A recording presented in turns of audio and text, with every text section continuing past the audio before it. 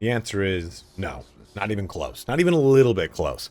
I'm sorry for the clickbait title. It's unfortunately part of a predatory system that I have to deal with when it comes to the algorithm. So, as a result, I'm just going to tell you what the entirety of this video is about in this intro. This is the way I do things on my channel. I upfront the knowledge of my videos so you can decide to stick around and see if it's relevant for you. So with that being said, Season 2 brings a ton of quality of life improvements, and you can see them all showcased throughout the video if you want to jump to those respective portions, linked below. But all of your issues with gems and management of your gems, it's now part of a system where you can break all of your gems down and then just simply craft the ones you need, and they go into a crafting materials thing that's no longer part of your inventory management. All of the aspects are much cheaper to rip off and put onto your items, and speaking of that, items now have a max item power, item level of 925, so you get a whole extra 100 item power to play around with. In addition to, resistances are finally added into the game in the same way they have been since, like, Diablo 2 with a 1-to-1. 70% fire resistance is 70% fire damage.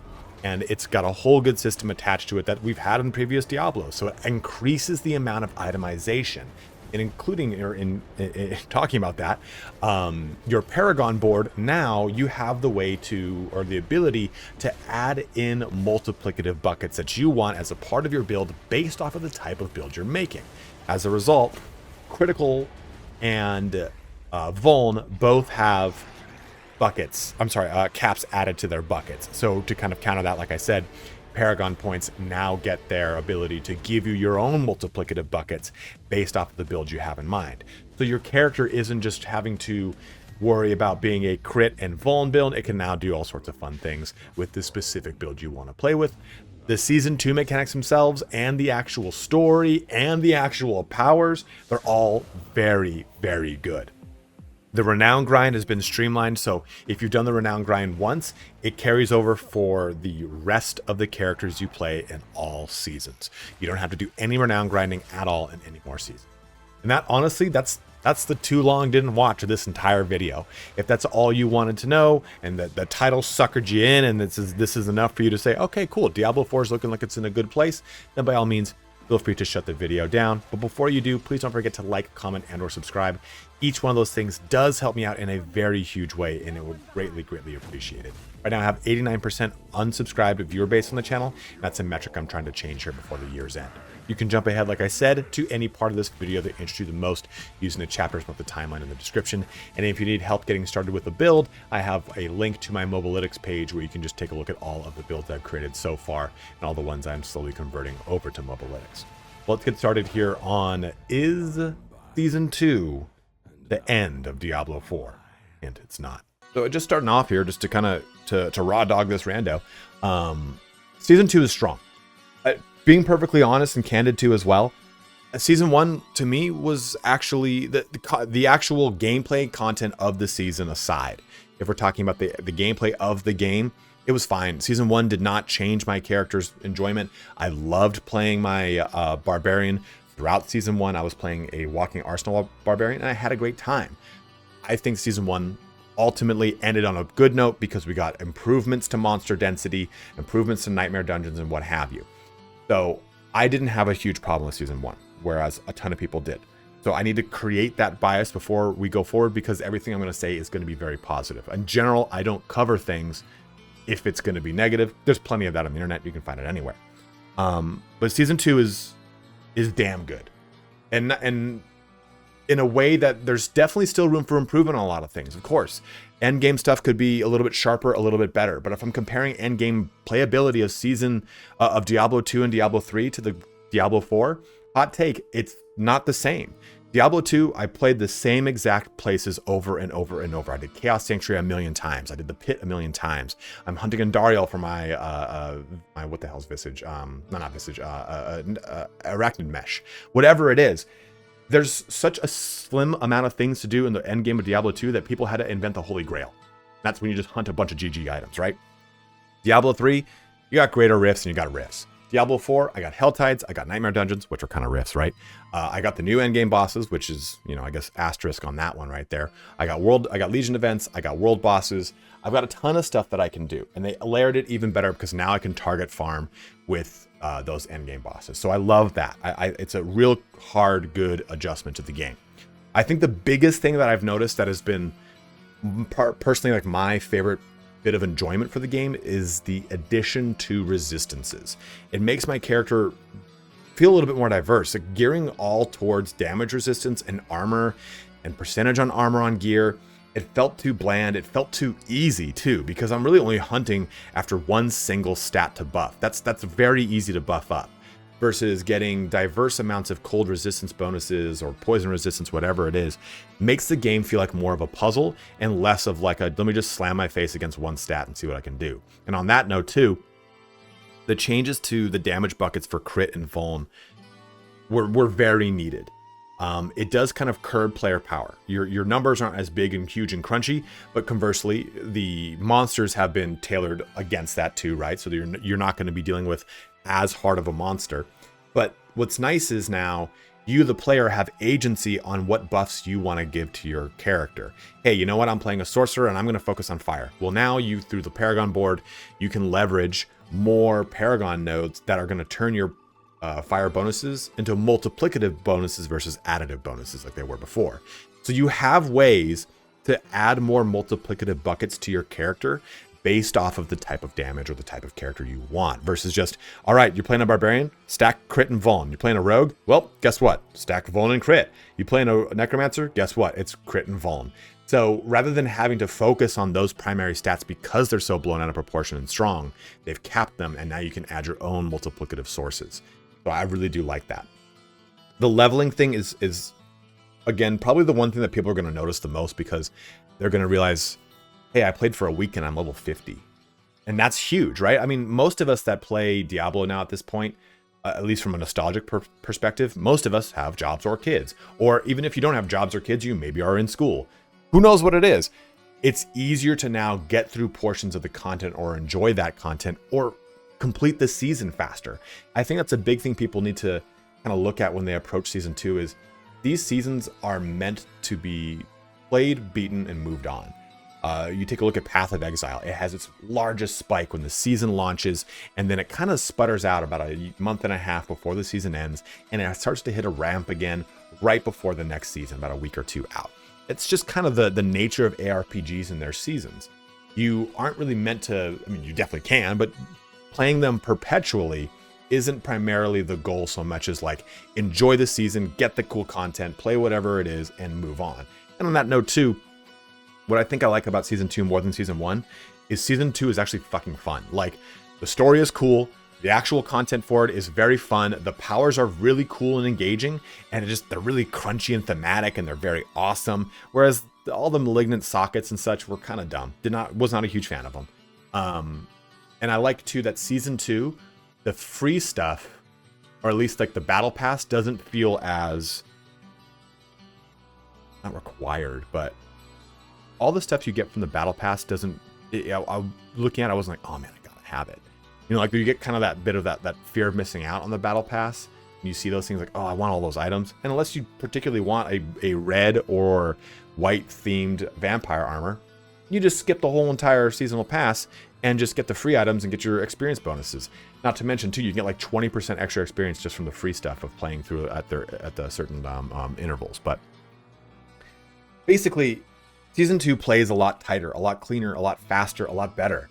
And you can have a lot more fun with itemization and trying out experimental builds that are not optimal, because you're not going to bottom out at a certain nightmare dungeon as fast as you would prior to this when you didn't stack certain stats or you didn't have certain itemization approaches. So I think that season 2 brings a lot of diversity to the game. And I think it brings a lot of diversity to class play, to the differing amount of players that can play through harder content.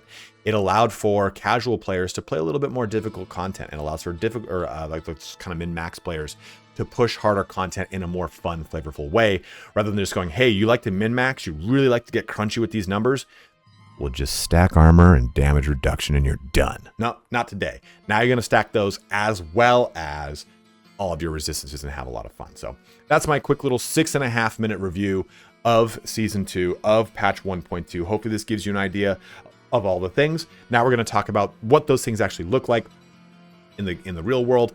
You can feel free to head on out if you so wish. You can feel free to keep watching, whatever makes sense for you. let's get into some of those quality of life improvements. Some of the big quality of life stuff that's come with season 2 is pretty huge. So jumping into our inventory, I'm on a seasonal character, so you'll have this whole new vampiric powers tab, but that's not important. What is important is your consumables, same amount of issues here, quest items and aspects all are kind of pretty much the same. You can organize them by alphabet or alphabetized a little bit better now, and this is the same thing it's always been. But what you'll notice is I don't have any gems. Even if I take a look at my stash, there are no gems in this stash because if I go to stats and materials, gems are now all the way down here. We see them as gem fragments. So with season 2, rather than having gems in our banks or in our actual equipment, they're in here, and you go and you just simply craft them or break them down, whichever ones you want to do. It's just a simple thing that you can just take advantage of. It's so much better. And even just this is a huge quality of life improvement to just simply general management of your inventory. When it comes to your stash, we still don't have infinite stash or any more than I think it's 5 tabs, but we do have filters now. So if I can say, hey, you know what are all my uniques or what are my legendaries and stuff like that, I can press these little buttons. Now, just my ancestrals, adjust my sacreds, stuff like that.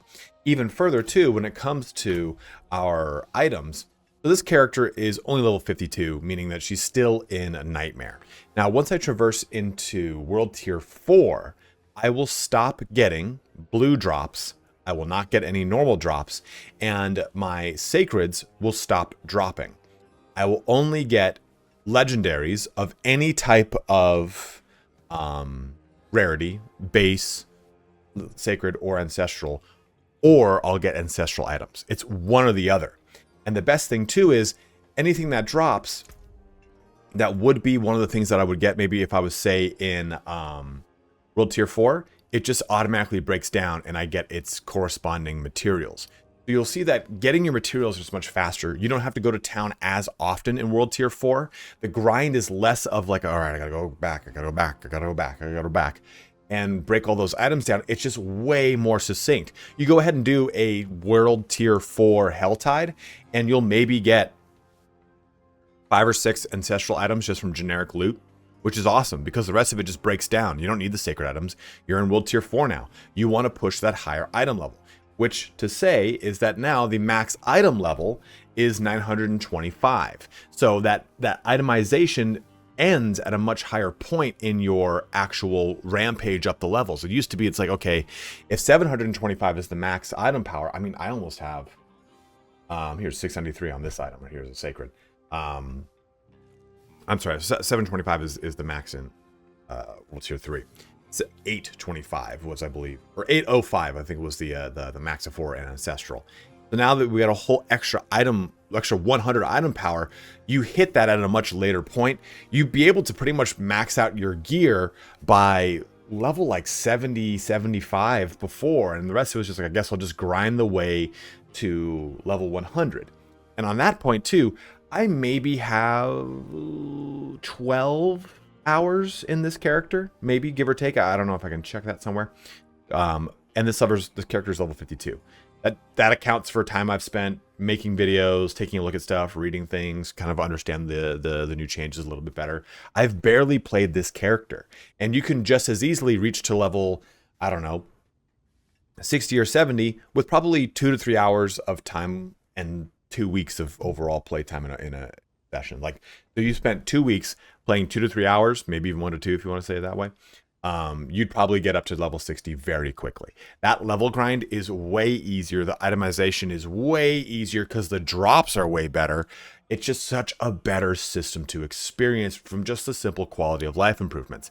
Now, what I'm talking about is regardless of if you're doing the season or not. If you're doing an eternal character and you don't want to even touch the season, everything I'm talking about, it's the same. It's a 1-to-1. And the reason I'm talking about that is that this is a timeless conversation, right? Like anything that I'm talking about is going to be pertinent in the future until they, of course, change that. There's just such a better improvement to all this process.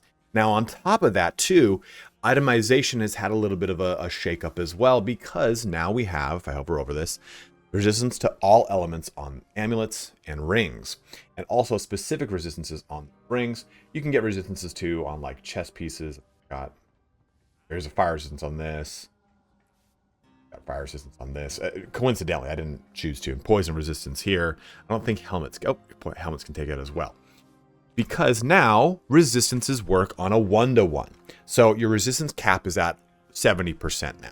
And you can see that I reduced incoming fire damage by 70%. This damage, or this value, is capped at your max resistance of 70, but cannot exceed 85. So you can actually superficially increase this using potions now. So weak elixir of cold resistance increased by 10%, and max by 2, experience by 5%. So your resistances now become a fun part of the game yet again, harkening back to Diablo 2, where we really kind of have a big portion of this. And as you traverse the world tiers, you have an innate penalty. So you currently have 40 cold resistance from bonuses and minus 25 from penalties. When I jump up to World Tier 4, I believe that penalty is at minus 50%. So you really need to stack these resistances in the proper ways to do it. And I mean, if you have a good amulet, a good set of rings, and sockets on all of these, you'll have a lot of these base resistances taken care of. I mean, look at this ring is super old, right? Level 26. But this one's a little bit more recent, and it's got 3.5 all res on it. Or this amulet's got 14% all res on it. Now, if I were to put 3 sockets in all of these, I would be able to get the all res from a diamond. So you can have at max 15% all res from your jewelry slots, just their actual sockets. So it just kind of gets you at a pretty good baseline. Then you just kind of fill in the rest with your other gear slots pretty easily. It's not as punishing of a system as it is maybe say in Diablo 2, where you really had to get crazy with it, but it's still definitely part of an itemization system that makes this a much more enjoyable romp going up towards the top end of the game. Now, outside of the quality of life is the change to damage buckets. We now have caps on crit and vuln, and on top of it too, we have different ways that the character can lean into multiplicative damage buckets to be unlocked for their characters. Things that would normally just be additive.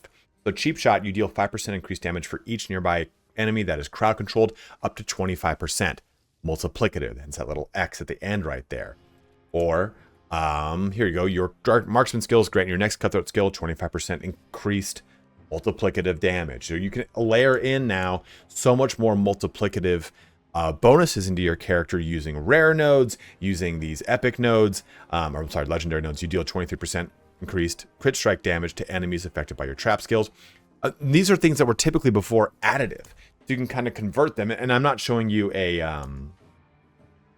a sorcerer who has the ability to change a lot of that, increases lightning damage percentage, which used to be additive.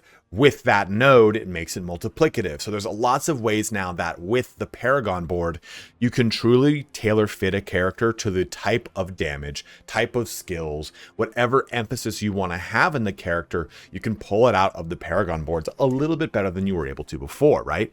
Before it was kind of a little bit more cut and dry. You just kind of stacked the stuff that did the most damage, and it was probably some form of combination of vuln and crit.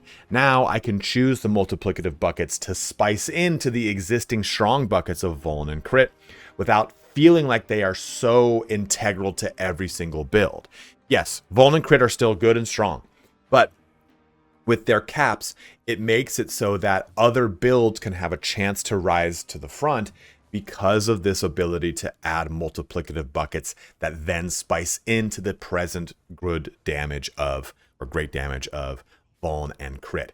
So it adds a lot of build diversity that we have not had before in the game. Another big quality of life improvement is this damn horse. It's way faster. It doesn't get hung up on nearly anything anymore. It can just simply traverse. So you can see I can get some pretty good speed on this bad boy. It's got good stamina. I mean, short of me slamming into walls here, but for the most part, you're not going to get kind of snagged up like you would before, where you're just constantly, oh, okay, this small little thing slowed me down, minus me going into a new area here, right? But the horse is just like cracked out. It is so much faster. I still deal with issues with vaulting, not going to lie to you. If you come up to any kind of portion where you need to vault something, it's probably going to be a little tricky, but still, charging is much better, much more reliable when you are playing now with your horse. Probably one of my favorite things for the quality of life is the region progress bar. If you look at this, there's nothing on the top bar that's necessarily important. Remember, top bar is per character, bottom bar is the entire account. So now when you boot the season up, if you've not played season 1, won't matter, boot up your Eternal character. I think they got rid of that, but whatever progress you have on your account for all of your zones, it's locked now. Doesn't matter what season it is. You don't have to kind of try to aim to do specific things. You're just going to get bonus experience and gold for completing those respective goals in those sections. And that's it. You already have your max Paragon points, your skills, stuff like that. I mean, take a look at this. It's all completed. Fuck, maybe not. Okay, I got to do this one. I got to do the Habazar. Okay, maybe Dry Steps 2, shit, like that's not cool, but I got to do these two on my main character, but then it's done. It's done for the whole entire account for all of the seasons going forward, and I never have to worry about it. And if you've already done it, then you don't have to worry about it. So it's nice that jumping into this season, I don't have to worry about it like I did for season 1. Ripping aspects off is also far cheaper than it was in iterations past. So you take a look at this. This is only 135 to rip off this sacred legendary aspect. And if I want to imprint one, let's just show you right here, and I'll choose this right here. It's only 30k plus 4 of these little guys. And this is on a scale. The higher you go up, this changes a little bit, but still, that's a pretty affordable amount. 5 baleful fragments to put on a sacred aspect, pretty juicy. The higher the aspect rarity, the cheaper it is. But regardless, it's much cheaper all the way around, both imprinting and ripping. So it makes that economy way easier because you don't have to worry about, all right, well, I just tapped out all of my money. I got to go sell. I have 7.8 mil on this character, and I've not sold a single load of items. I've simply just gone ahead and broken them all down, which is another good point is that now you can press spacebar to junk as you've done before, but you can also press spacebar to mark as favorite. So I pretty much go to the smith. I look through quickly anything that I want to save or hold on to, and I mark it as favorite, break down the rest, take a look at the things I need to do, rip off any aspects if I need them, and then just break down the rest again. Having the ability to make things favorite is a very nice capability that allows me to just kind of manage through stuff a lot easier. So specifically with Season 2, we get some really fun mechanics with the vampiric powers. And the vampiric powers, I've got a whole video on this, but pretty much you leverage these 3 packs at the top to turn these powers on. And they're pretty awesome. Like, for example, the end metamorphosis ability that you get after completing the seasonal campaign. When you evade, you turn into a cloud of bats, becoming unstoppable for 2 seconds. Enemies along your path take 80% physical damage and are inflicted with vampiric curse. Wait, there's more. For 2 shipping and handling, you can buy this magic bullet. No, you've got the... Where are you? Here we go. You deal 12% increased damage to vuln enemies. Enemies are vuln while affected by your vampire curse from other vampiric powers. So now I can simply dodge through people and just make them all vuln with these 2 in conjunction. So you can just have so much fun with a lot of this stuff. This allows you to enter a vampiric blood rage where you gain 80% basic seal damage and 15% movement speed. This right here is pretty cool because it allows me to basically kind of have a little bit of a nova around me of 60% damage. And this one up to a 20% chance to increase your movement speed by 30% of your total movement speed for 6 seconds. I'm sorry, increase your attack speed by 30% of your total movement speed. And you can buff these up, and this increases my attack speed and my movement speed and all sorts of other things because you can have these things just play so well in concert with each other. So if I jump over here, let's just go ahead and jump through something. And now they're all vuln, right? And I'm just kind of simply using my dodge ability like that. And it's just so fun to be able to kind of slice and dice my way through this now using these really fun layered abilities. And what I like too is to take advantage of a lot of the stuff in this season, you have to get, oh nice, you have to get these blood lures and these special keys. Maybe kill this little guy.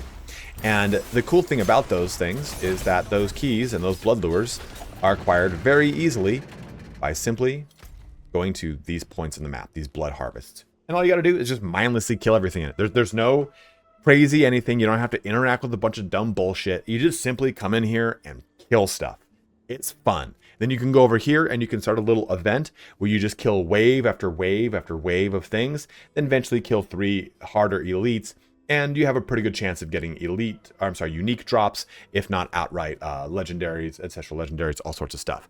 So you just kind of follow these things around. They're up for about like an hour at a time, but as soon as this one ends, another one appears just somewhere immediately. So you could just sit there and do these over and over and over and over and have a ton of fun in Season 2. So at that, it brings our video here to a close.